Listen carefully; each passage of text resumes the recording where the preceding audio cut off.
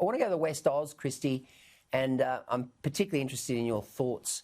The splash is in the face of all odds, and it talks about, Facebook refriending Australia, which is nice, and Seven West Media striking the first news deal. But the photograph there is Meet Mark's Mob, which is obviously McGowan's people, from total outsiders to unbackable favourites. And, of course, you've got the upcoming West Australian election. I know you're keeping a very, very close eye on it. And we'll talk about this in coming weeks as the election campaign unfolds. But, Kristy, what's your sense on how this is going? I was particularly disappointed in Zach Kirkup the other day coming out suggesting he wants to hit some sort of zero emissions target by 2025 or some renewables target. I thought, talk about losing your base. McGowan wins, do you think? No, certainly. More than McGowan wins. We have a situation in Western Australia at the moment where the Liberal Party is unlikely to be able to mount an opposition.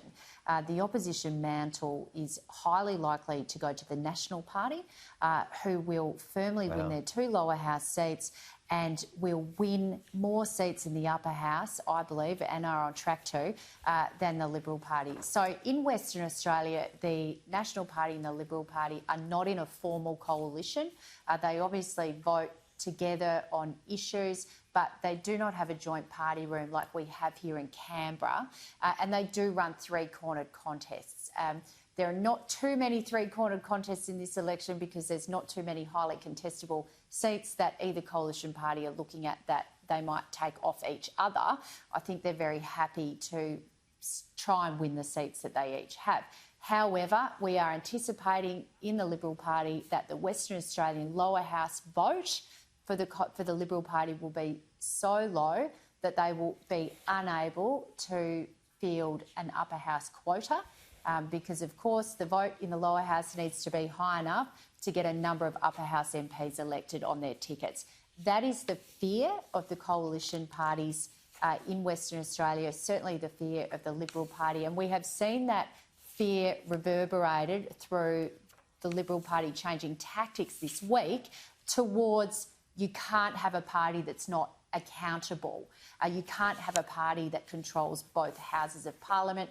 That's bad for democracy. So that's their tactic now, encouraging people to really think about if you give a 90% vote to the McGowan government, as the polls are on track to do, that has significant implications for the upper house, which is the house of checks and balances, very similar to the Australian Senate that we have here in Canberra.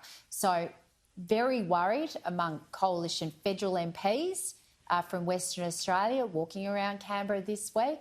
And nobody is happy with an opposition leader in WA, a mining state, a mining town, and some of those coal mining towns are firm Liberal Party seats, saying that he wants to close down coal-fired power stations by 2025 and has not come to that announcement with a transition plan as to where those people will be employed.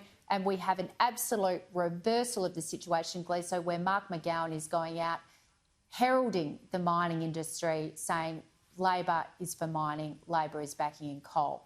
It is extraordinary what is happening in Western Australia.